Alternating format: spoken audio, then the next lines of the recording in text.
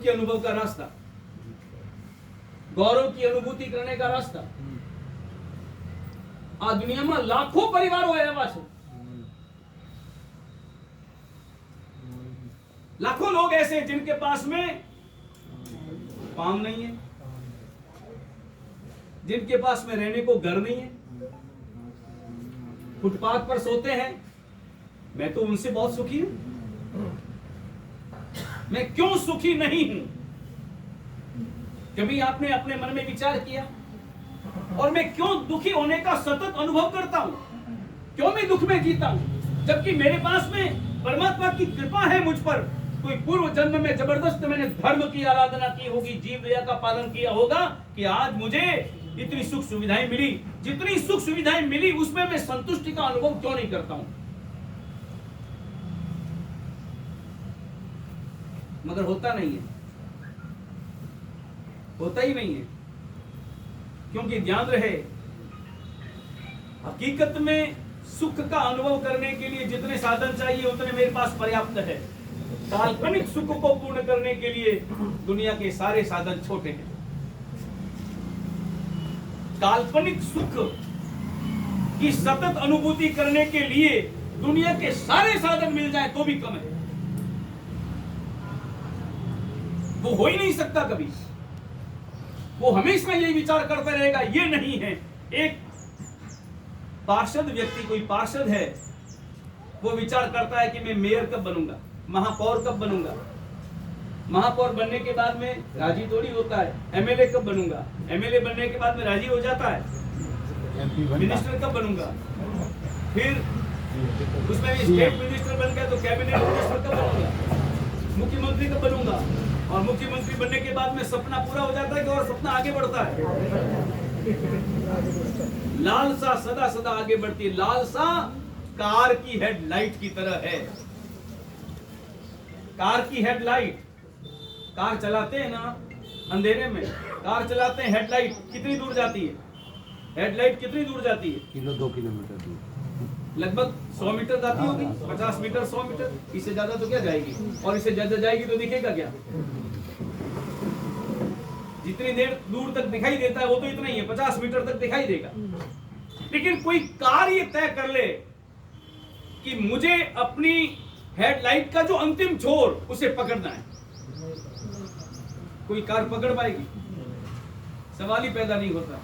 वो दौड़ेगी दौड़ेगी, भागती जाएगी, ऐसे ही जैसे घोड़े पर बैठा हुआ सवार। एक घोड़ा हो और घोड़े के ऊपर एक आदमी बैठा है और अपने हाथ में उसने 10 फुट लंबा डंडा ले लिया है, 10 फुट लंबा डंडा, और डंडे के किनारे पर हरी हरी घास बांध दी है। और घास भी ऐसे बांधी है जिसमें झोल नहीं हो, एकदम मजबूती से बांधी है। और घोड़े के ऊपर बैठ गया और बैठ करके डंडा आगे लटका दिया। घोड़े को क्या नजर आ रही है? घास। कितनी दूर नजर आ रही है? 10 फुट, 4 फुट, 5 फुट दूर नजर आ रही। घोड़े को घास कितनी दूर नजर आ रही? 5 फुट। अब घोड़ा उसे पकड़ने के लिए, उसे खाने के लिए दौड़ता है। कितना फुट दौड़ना पड़ेगा उसे, तब कहीं जाकर के घास मिलेगी? मिलेगी। कितना फुट दौड़ना पड़ेगा? नहीं मिलने वाली, क्योंकि हाथ में डंडा है, डंडे के किनारे पर बंदी है। वो दौड़ेगा, घास भी आगे बढ़ेगी, आगे आगे बढ़ती जाएगी। सुखी होने का गुरु मंत्र केवल और केवल एक ही है। हजारों लोगों के पास में, लाखों व्यक्तियों के पास में जो नहीं है वो मेरे पास में, वो मुझे परमात्मा की कृपा से मिला है, पुण्य का उदय हुआ है मेरे जीवन में। हम अपने हृदय में सुख का अनुभव कर सकते हैं, मगर केवल और केवल एक दौड़ लग रही है और कुछ भी नहीं। और सही दिशा की दौड़, ध्यान रहे, दौड़ जरूरी है, मगर दौड़ के साथ साथ दिशा भी जरूरी है ना। उसके बिना कोई मतलब नहीं। खाली दौड़ने से क्या लाभ होगा?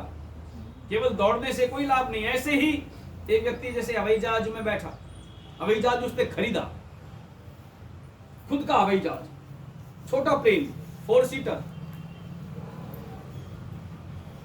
पहली बार बैठा। उसके पहले कभी हवाई जहाज में बैठा नहीं।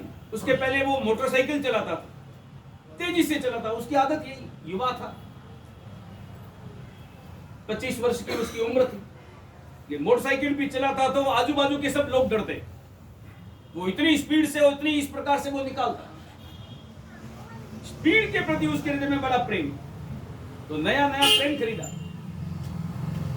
और प्लेन खरीद करके बैठा उसमें, पायलट को बुलाया, प्लेन उड़ा, आकाश में उड़ा। प्लेन की गति, नीचे तो मोटरसाइकिल की गति तो पता चलती है, प्लेन में गति का पता चलता है, क्योंकि आकाश एक जैसा मालूम पड़ता है। नीचे बैठे हो तो पेड़ जा रहे हैं, दौड़ रहे हैं, ऐसा लगता है, तो मालूम पड़ जाता है कि प्लेन की मोटरसाइकिल की गति कितनी तेज है। ऊपर तो पता ही नहीं चलता, स्थिर हो जाता है, ऐसा लगता है। उसने पायलट को बुलाया, कुछ मजा नहीं आ रहा। स्पीड क्या है? उसने कहा कि स्पीड जो है अभी 150 किलोमीटर पर आवर की स्पीड से चल रहा है। 150 किलोमीटर या 200 किलोमीटर पर आवर की स्पीड से प्लेन दौड़ रहा है, छोटा प्लेन है, मजा नहीं आ रहा है। और तेज, इसमें अधिकतम गति कितनी है? उसने कहा अधिकतम गति तो 600 किलोमीटर पर आवर की है इसमें, इस प्लेन में। पर 600 तो लगा ही दो, 650 करो। 650 करूं कहां से जब 600 अधिकतम है? तेज और तेज दौड़ाओ, प्लेन भगाओ, और ये शुभ सूचना मुझे तुरंत दो। और प्लेन उसने बढ़ाया और तेज, अब ज्यादा तेज हुआ तो प्लेन थर थर कांपने लगा। तब उसे लगने लगा कि हाँ अब मजा आया, क्या प्लेन दौड़ रहा है। पायलट को बुलाया, पायलट को बुलाने उससे पहले पायलट खुद दौड़ा आया और आकर के कहा, सांप से थोड़ा डर रहा था क्योंकि एक तो गुस्सेबाज थे, उम्र छोटी। उसने कहा कि देखो मैं आपको 2 खबर सुनाने वाला हूं, एक अच्छी खबर, एक बुरी खबर। पहले कौन सी खबर सुनाऊं? एक अच्छी खबर, एक बुरी खबर। पहले कौन सी खबर सुनाऊं? वो विचार में पड़ा कि पता नहीं क्या बुरी खबर सुनाएगा, मगर उसने सोचा कि पहले अगर बुरी खबर सुन ली तो बुरी खबर सुनने के बाद में मन इतना कड़वा हो जाएगा कि बाद में अच्छी खबर भी अच्छी मालूम नहीं पड़ेगी। इसलिए पहले एक बार अच्छी खबर तो सुन लो, थोड़ी देर आनंद तो कर लो, बाद में बुरी खबर सुनेंगे। अच्छी खबर क्या है? बोले अच्छी खबर यह है कि प्लेन 590 किलोमीटर की स्पीड से दौड़ रहा है, बस इससे आगे इसकी गति नहीं है। 590 की, आनंद आ गया कि क्या स्पीड है, मजा आ गया, मजा आ गया। बोले बुरी खबर क्या है? बोले बुरी खबर ये है कि प्लेन दौड़ तो रहा है मगर कंट्रोल मेरे हाथ में नहीं है, कहां जा रहा है और मुझे कुछ पता नहीं है कहां जा रहा है।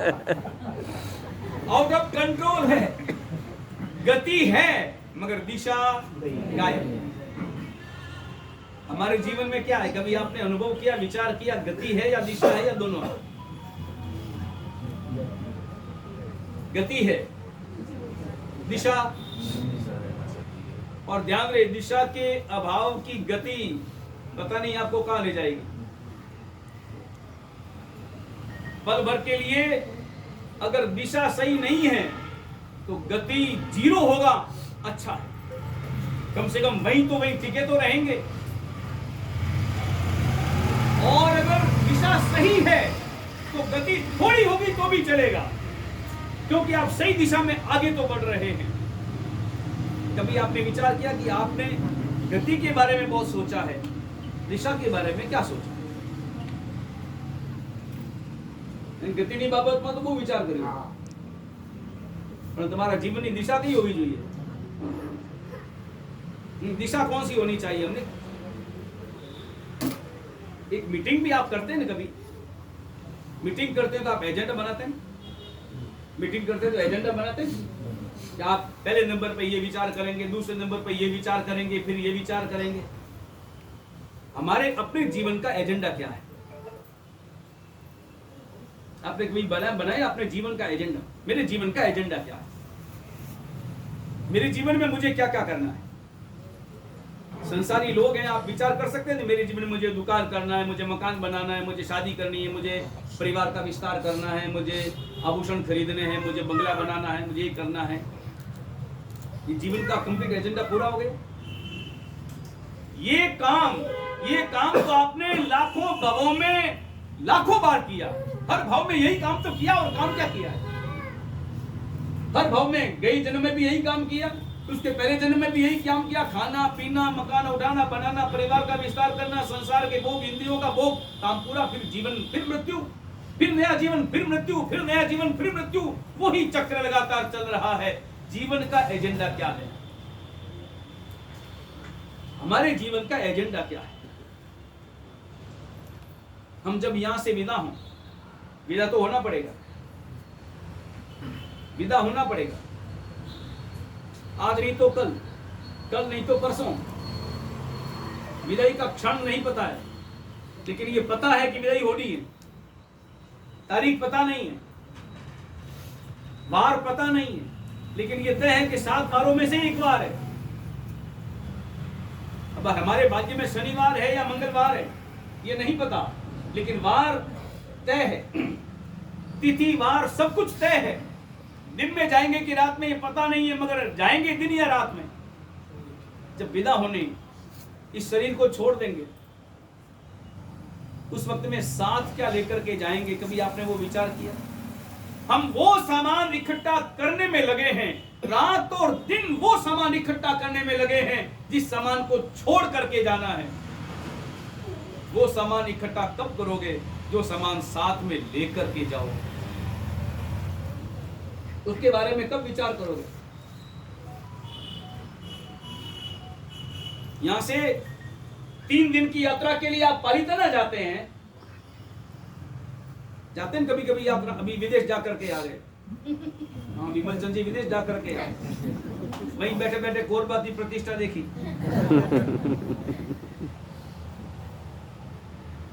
विदेश जाते हैं तो एक दिन पहले से तय करते हैं मुझे क्या क्या सामान लेके जाना है। लिस्ट बनाते हैं कि नहीं बनाते हैं? अच्छी तरह से सोचते हैं कि नहीं सोचते हैं कि कहीं कोई भूल न हो जाए।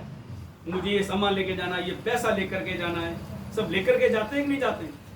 और विदेश जाना हो तो भारतीय मुद्रा तो वहां चलेगी नहीं, भारतीय मुद्रा को कन्वर्ट भी तो कराते हैं कि नहीं कराते हैं? भारतीय मुद्रा कन्वर्ट होती कि नहीं होती?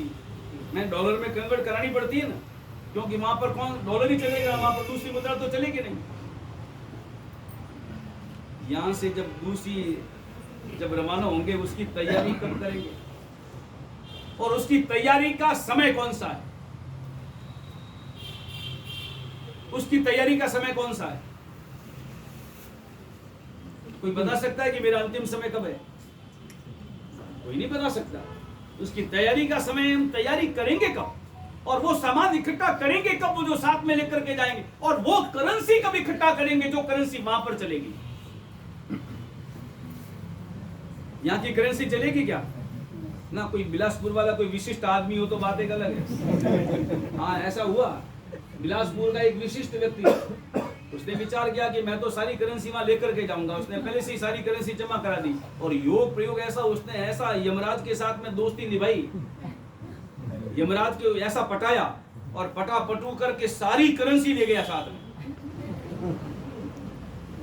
सारी करेंसी ले गया। उसने करेंसी भी कितनी इकट्ठी की? भारतीय मुद्रा, अमेरिकन डॉलर, यूरो, रूबल, और कौन कौन सी मुद्राएं चलती मुझे तो नाम ही नहीं पता है? और भी जो भी विदेशों में चलती है ना, अलग अलग विदेशों में, जापान में जो चलता है कि उन्हें कम से कम 80 प्रकार की मुद्रा इकट्ठी की, और मुद्रा भी हजार में नहीं, लाखों में इकट्ठी की, और पोटला बांध करके ले गया। भाई, बिलासपुर रहने वाला कोई विशिष्ट आत्मा था,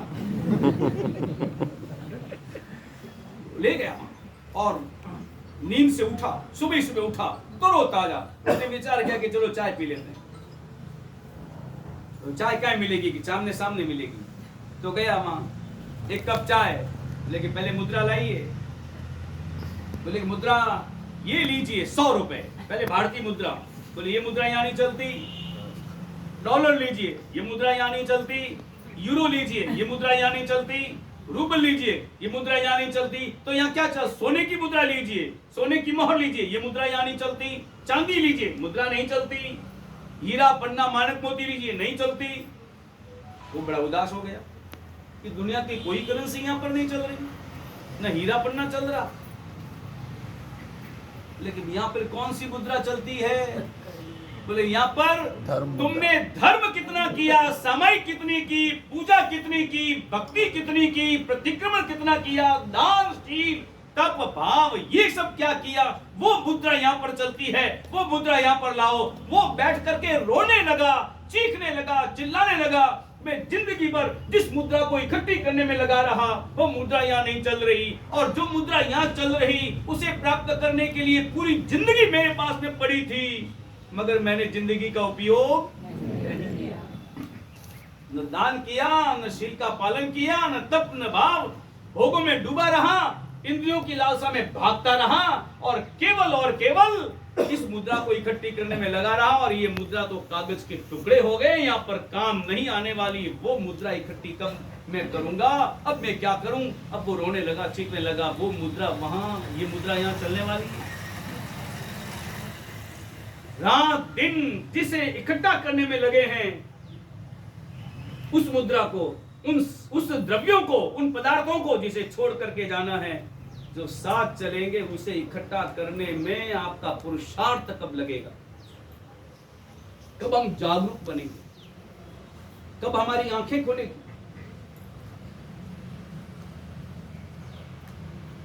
चलो, प्रसंग तो मैं बता रहा था गति और दिशा का।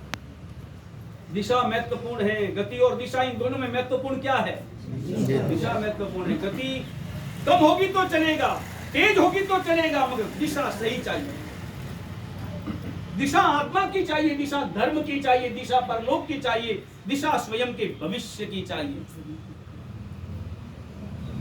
और उस दिशा के बारे में हमारे मन में कोई विचार नहीं है,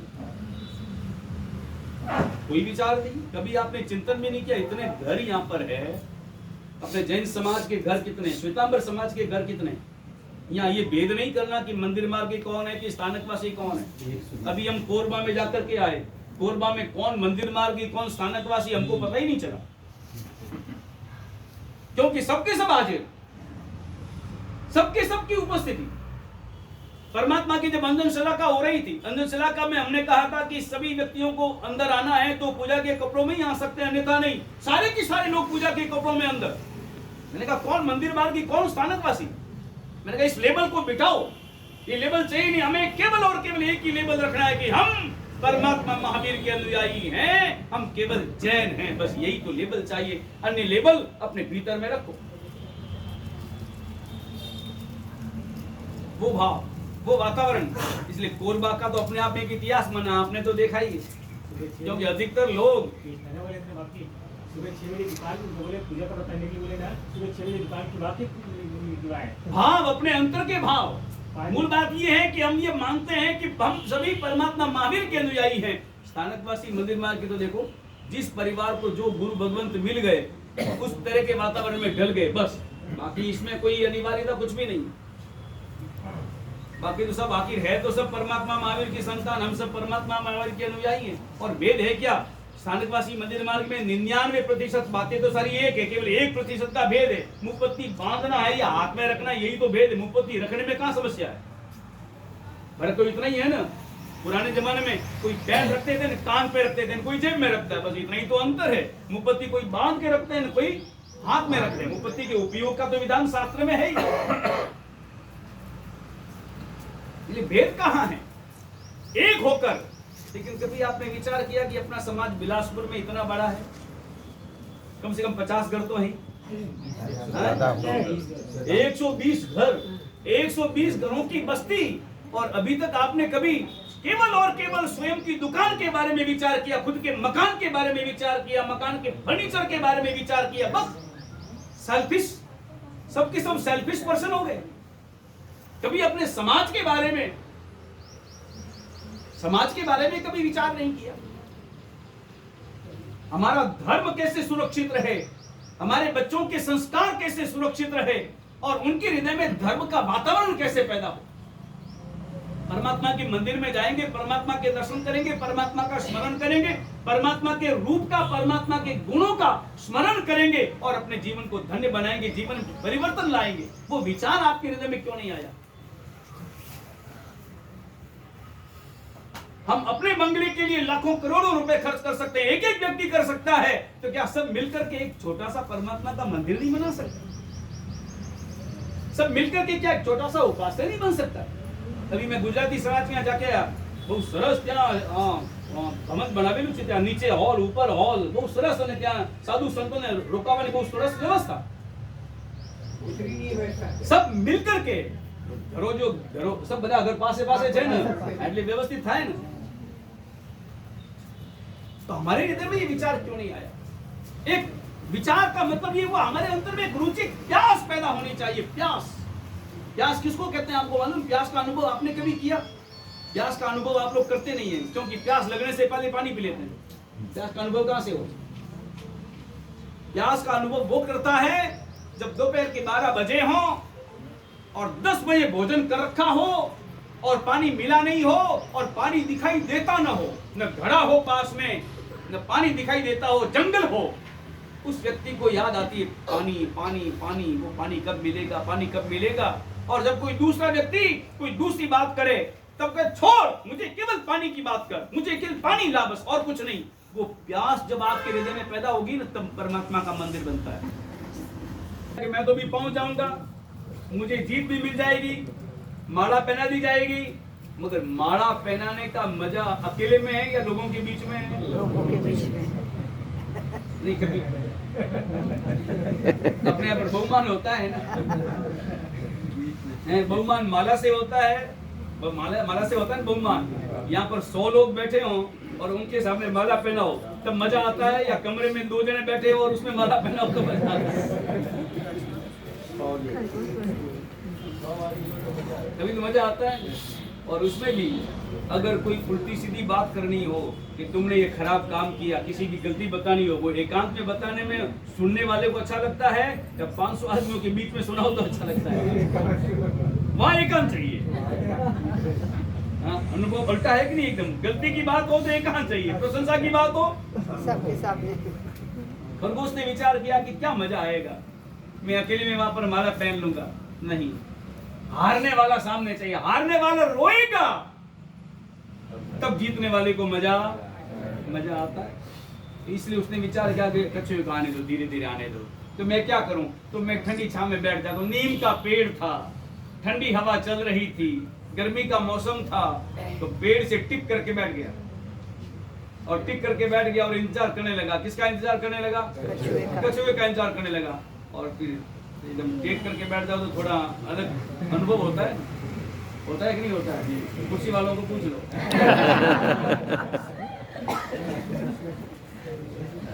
मैं तो हमेशा कहता हूँ एक बात कि अपने व्याख्यान में कभी कुर्सी नहीं चाहिए कुर्सी चाहिए नहीं तो जो नीचे नहीं बैठ सकते फिर वो क्या करेंगे अगर टेबल बिछाओ टेबल रखो कुर्सी दे स्टूल होता है ना स्टूल रखो बेंच रखो बेंच पे क्या होता है बैठ तो सकते हैं मगर टिक नहीं सकते उसका लाभ समझे ना आप क्या लाभ है उसका एकाग्र लाभ क्या अटेंशन नींद ले नहीं सकते और अगर नींद लेंगे तो नीचे गिरेंगे ये सावधान रहेंगे अब कुर्सी में तो टेक करके बैठ जाओ तो बस आ गई नींद खरगोश टेक टिका करके बैठ गया बैठा और ठंडी हवा थी कुछ पलों में आ गई कछुआ धीरे धीरे सरकता हुआ आगे बढ़ गया और आगे बढ़ते पहुंच जाओ तो रुकना था ही नहीं उसको तो न जीतने की खुशी थी न हारने का गम था उसके मन में तो एक ही बात थी मुझे पहुंचना है और पहुंच करके वो लकीर पार की उसके एक कदम पहले कछुए की आंख खुली कछुआ अभी तक खरगोश की आंख खुली कछुआ अभी तक नहीं आया बहुत देर हो गई अब कितनी देर नींद आई थोड़ी पता चलता है इधर देखा कछुआ को अरे कछुआ पहुंच गया उसने लगाई छलांग दौड़ा मगर देर हो गई 2 सेकंड की देर हो गई कछुए ने पार की वो लाइन पार की और खरगोश पहुंचा लोगों ने पशुओं ने तालियां बजाई और कहा कछुआ जीत गया खरगोश का चेहरा उतर गया ये क्या हुआ जीती हुई बाजी में हार गया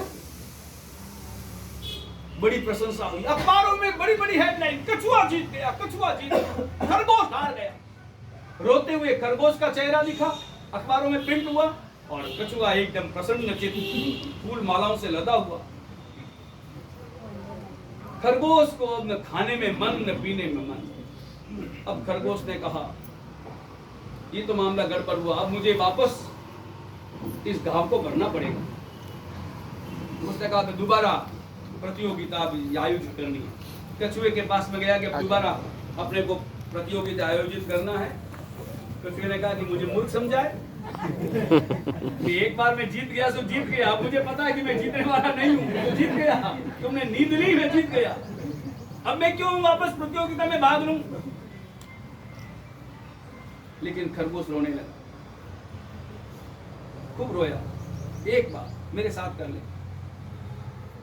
अब कछुआ थोड़ा हृदय का भोला था, बिलासपुर का रहने वाला था,